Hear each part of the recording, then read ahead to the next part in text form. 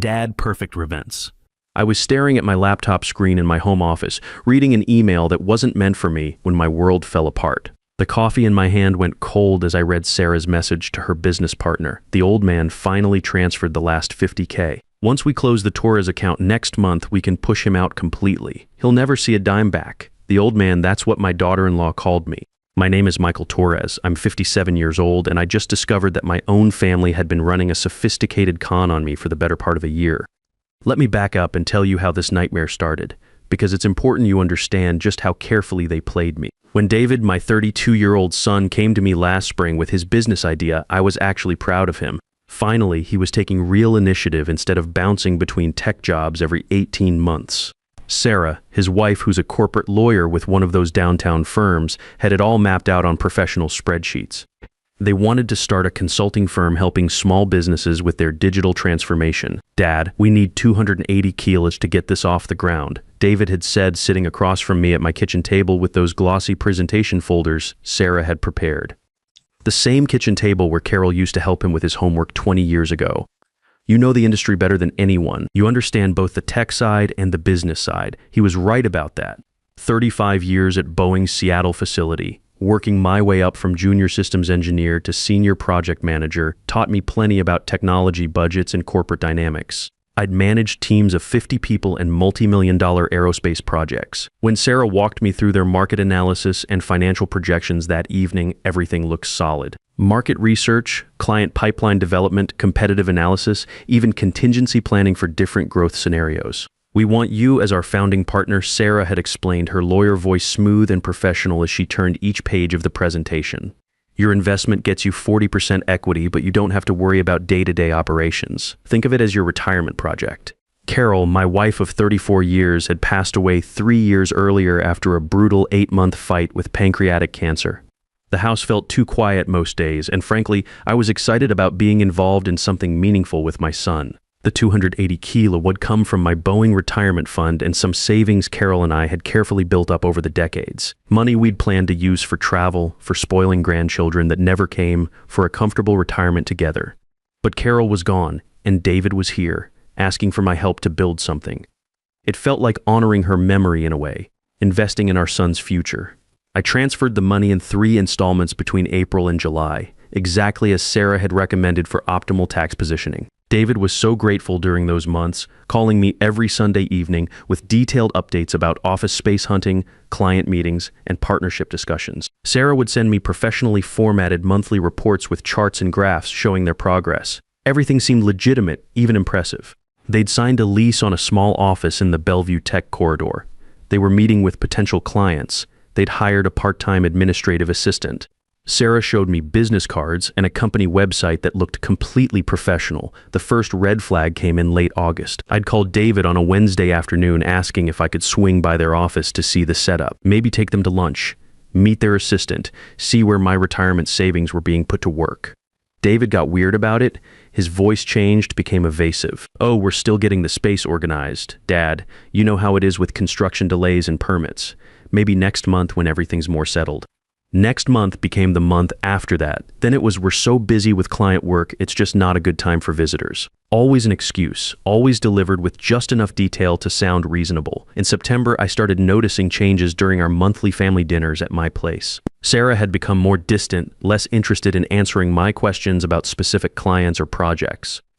When I'd ask about the Johnson manufacturing contract she'd mentioned in her July report, she'd give vague responses and quickly steer the conversation toward David's golf game or my consulting work. David seemed stressed too, but I figured that was normal for startup entrepreneurs. He'd gotten quieter, less talkative about the business details he'd been so enthusiastic about during the spring and early summer. But it was that email in early October that opened my eyes to what was really happening. See, David had been using my home computer to access some files when his laptop was being repaired. He'd left his Gmail account logged in on my machine.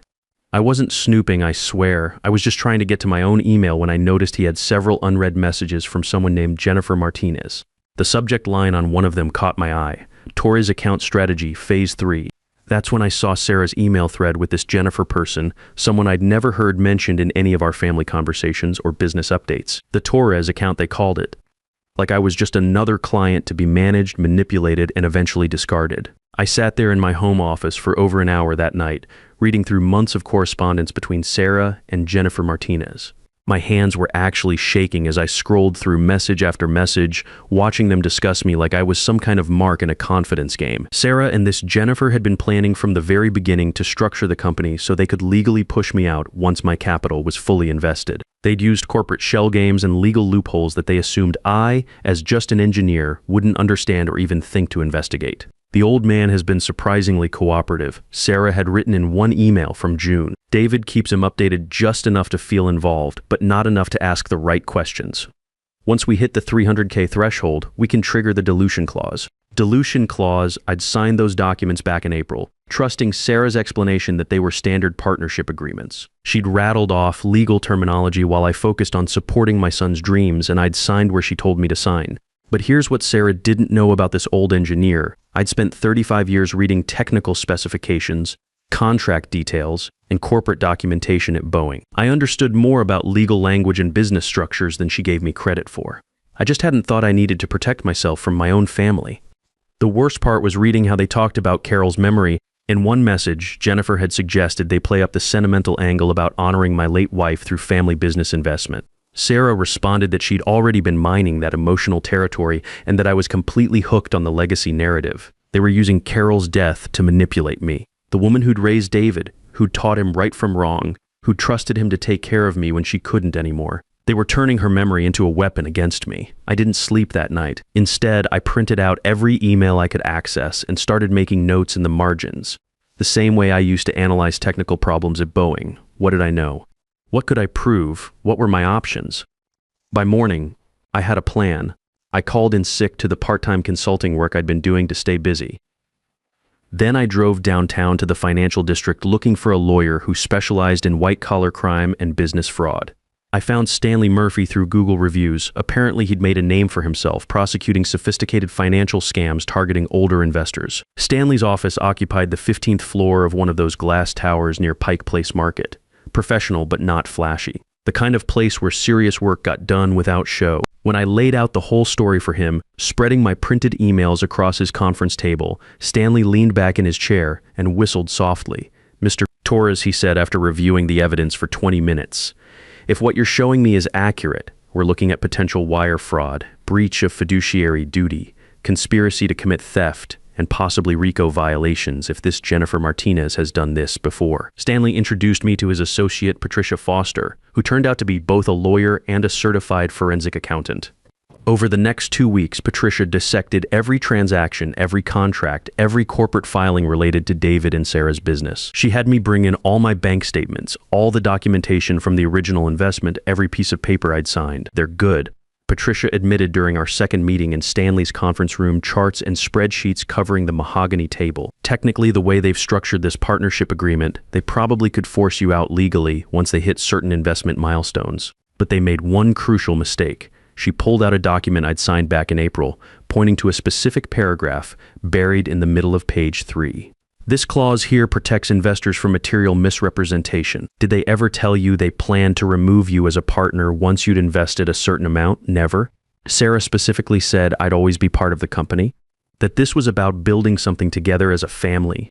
Then we have them for fraud," Patricia said with the kind of smile I imagine prosecutors get when they know they've got a solid case. But I wanted more than just getting my money back. These people had spent months lying to my face, taking my phone calls, eating dinner at my table, all while planning to steal my retirement savings.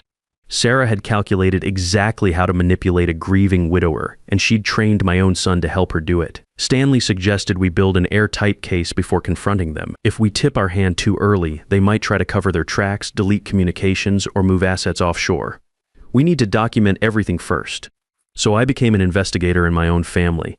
During our monthly Sunday dinners at my house, I started asking more targeted questions about the business. How's that Johnson Manufacturing contract coming along? When I knew from the emails there was no Johnson Manufacturing account. What's the timeline on the Henderson project for a project that existed only in Sarah's fabricated reports? Sarah would elaborate these completely fictional client stories while David sat there nodding along, either completely clueless about his wife's lies or actively complicit in the deception. I started recording these conversations on my phone, building a library of documented false statements. The hardest part was watching David during those dinners. This man I'd raised who'd learned to ride a bike in my driveway, who'd called me crying when Carol died, who'd asked me to walk him down the aisle at his wedding because Carol wasn't there to do it. Was he really helping his wife steal from me, or was he just another victim of Sarah's manipulation? Either way, I was going to find out the truth. In November, I decided to set the trap that would expose everything. I called David on a Tuesday evening and told him I'd been thinking about investing another $50K for their expansion plans. Business has been going so well, I said, and I've got some additional funds from a Boeing consulting contract that just wrapped up. David's voice immediately perked up. That's incredible, Dad. Sarah's going to be so excited. We've been looking at expanding into the Portland market, and that kind of capital injection would really accelerate our timeline. Within 48 hours, Sarah had prepared a complete investment package. New contracts, updated financial projections, expansion budgets. She brought everything to my house that Friday evening, spreading the documents across my dining room table like she was conducting a board meeting. Michael, she said, using that smooth lawyer voice, this additional investment would give us the resources to really scale the business. We're talking about tripling our client base within 18 months, but this time I had Patricia Foster review everything before I even pretended to consider signing. What Patricia discovered made my blood run cold. Michael, she explained during our meeting the following Monday, this new agreement wouldn't just control your additional $50K investment. The way they've structured these amendments, you'd be signing away your rights to the original $280K as well. You'd literally become a minority investor in a company you funded. Perfect. Now we had documented proof of their intent to commit outright theft. But I wasn't ready to spring the trap yet. I wanted them to think they'd won, to get comfortable, to maybe even celebrate their victory before I pulled the rug out from under them. So I told Sarah I needed a few weeks to review the paperwork with my financial advisor. She agreed, probably thinking she had me hooked and just needed to be patient while I went through the motions of due diligence. During those weeks, I did something I'd never thought I'd have to do. I investigated my own family like they were criminal suspects. I started paying attention to things I'd previously ignored, like how Sarah always insisted we meet at my house instead of their office. How David would change the subject whenever I asked specific questions about their day-to-day operations. How neither of them ever seemed to have client meetings during evenings or weekends, which seemed odd for a supposedly booming consulting business. One Thursday afternoon, I drove to the Bellevue address they'd given me for their office. It was a legitimate business building, but when I checked the directory, there was no listing for Torres Digital Consulting. I asked the building manager about Suite 420, which is what they'd put on their business cards.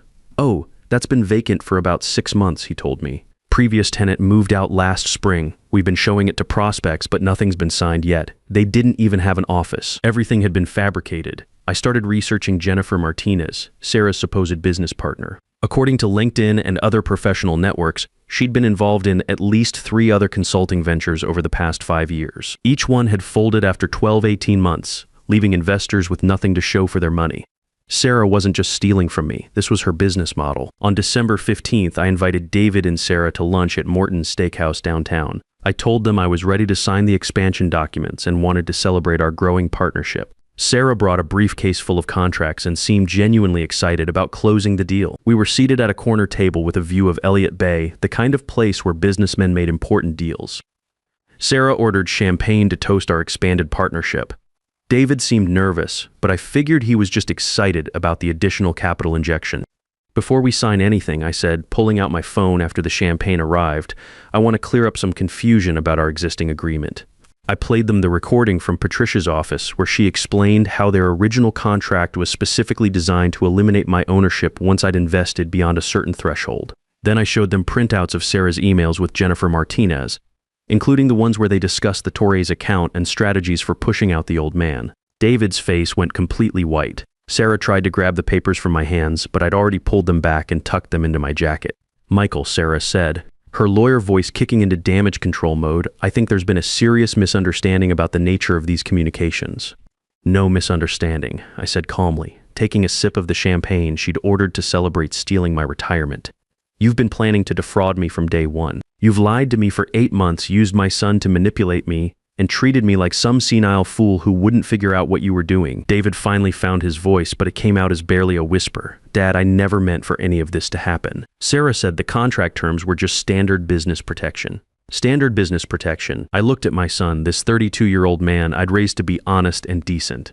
David, you've been helping your wife steal from your own father. From the man who changed your diapers, taught you to drive, paid for your college education. I stood up and dropped a manila envelope on the table. Those are copies of the federal lawsuit we're filing tomorrow morning. Sarah, the State Bar Association will be very interested in reviewing your professional conduct. The FBI's white-collar crime unit will want to discuss your pattern of investor fraud. David, you can choose whether you want to be listed as a defendant or appear as a witness for the prosecution. Sarah was frantically reading through the lawsuit documents, her legal training probably helping her understand just how much trouble she was in. Michael, this will destroy our family, she said. I put on my coat and left $40 on the table to cover my portion of the lunch they'd never finish eating. You already destroyed our family, I replied. I'm just making sure there are consequences. The legal process took 6 months, but it was worth every single day of waiting. Sarah's law firm suspended her pending the State Bar ethics investigation within a week of our lawsuit being filed. Turns out corporate law firms don't appreciate having employees under federal investigation for wire fraud. Her partners were probably worried about their own professional liability. The forensic audit that Patricia conducted uncovered something even more damaging than what we'd originally discovered. Sarah and Jennifer Martinez had been running similar schemes on at least 3 other older investors over the past 18 months. The FBI's Financial Crimes Unit got very interested when they realized this wasn't just a family dispute, but part of a pattern of targeting retired professionals with substantial savings. David made the smartest decision of his adult life and agreed to testify against his wife in exchange for immunity from criminal prosecution. The federal prosecutor, a sharp woman named Lisa Chen, explained that David had been manipulated almost as much as I had been. Your son genuinely believed he was building a legitimate business, she told me during one of our preparation meetings at the U.S. Attorney's office downtown. Sarah had convinced him that pushing out older investors was standard practice in venture capital. She showed him fake industry reports, made up legal precedents. He thought what they were doing was unethical but legal. Still, learning that your son helped steal from you, even unknowingly, leaves scars that take time to heal. The trial took place in federal court in downtown Seattle over 3 weeks in June. I testified for 2 days, walking the jury through the timeline of manipulation, showing them the emails, explaining how Sarah had exploited my grief over Carol's death to gain my trust. The hardest part was watching David on the witness stand explaining how Sarah had gradually isolated him from me over the past year, how she'd convinced him that I was trying to control their marriage, that older family members often had trouble accepting their adult children's independence. She made me believe that Dad was overbearing and old-fashioned. David testified, his voice barely audible, that successful couples needed to be financially independent from their parents. She said the business structure was protecting our marriage, not stealing from my father. Classic manipulation tactics. Make the victim think their support system is the enemy. Jennifer Martinez pled guilty early and received 2 years in federal prison in exchange for her cooperation. Her testimony revealed that Sarah had been the mastermind, recruiting her specifically because of her experience defrauding older investors in Portland and Sacramento. Sarah's defense attorney tried to argue that this was a civil business dispute, not criminal fraud. But the jury saw through that argument pretty quickly when Patricia presented evidence of the fake office, the fabricated client reports, and the deliberate misrepresentation of contract terms. The verdict came back on a Thursday afternoon, guilty on all counts: wire fraud, conspiracy to commit theft, elder abuse, and violation of fiduciary duty. Sarah was sentenced to 18 months in federal prison, followed by 2 years of supervised probation. But the civil lawsuit was where I really got justice. The judge awarded me not just my original $280,000 investment plus interest, but an additional $75,000 in punitive damages for targeting an elderly investor through emotional manipulation. The court also ordered Sarah to pay my legal fees, which came to another $35,000. Best of all, the judge included a provision in the settlement that required Sarah to write a formal letter of apology acknowledging that she had deliberately exploited my grief over my wife's death to facilitate the fraud. She had to read that letter aloud in court, in front of David, in front of the press, in front of everyone. I donated the $75,000 in punitive damages to a legal aid society that helps seniors avoid financial scams. Seemed like the right thing to do with money that came from someone preying on older folks. David and I had some difficult conversations during and after the trial. He'd made terrible choices, but he was genuinely remorseful and willing to do the hard work of rebuilding our relationship. The marriage counselor he'd been seeing helped him understand how completely Sarah had manipulated him. She kept telling me that you were trying to control us through money, he explained during one of our monthly dinners last fall. That you were using your investment to keep me dependent on you instead of building my own life with her. Did you ever think to ask me directly about that? I said. I should have. I was afraid you'd deny it, and then I'd be caught between you and Sarah. So I convinced myself that avoiding the conversation was protecting everyone. We're working on rebuilding trust, David and I. It's slow going, but we talk every week now. He's dating someone new, a teacher named Amanda, who seems genuinely kind. When I met her last month, the first thing she said was how much David talks about his father and how proud he is of my engineering career. Sarah tried to contact me after her release from federal prison, wanting to make amends and move forward as a family. I had Stanley send her a cease and desist letter. Some people don't deserve forgiveness, especially when their apology is just another manipulation attempt. The whole experience taught me some hard lessons about trust, even family trust, but it also showed me that being older doesn't mean being helpless. Experience counts for something, patience counts for something, and sometimes the best revenge is simply ensuring that justice gets served properly through the legal system. I still do consulting work for Boeing sometimes, helping younger engineers understand complex systems integration. They always seem surprised that someone my age understands their technical challenges and can navigate corporate politics better than they can. But that's their mistake, just like it was Sarah's. Never underestimate an old engineer who's had 35 years to study how systems work, whether they're mechanical, corporate, or criminal. These days, I'm more careful about who I trust with my money and my heart, but I'm not bitter. Justice was served, my retirement is secure, and I've got a son who's learned some hard lessons about choosing the right partner. Sometimes that's all you can ask for. Trust is earned through consistency, not blood relations. And when someone shows you who they really are through their actions, believe them the first time. The greatest strength of experience isn't just knowing how systems work, but having the patience to let justice work through proper channels rather than rushing into emotional reactions.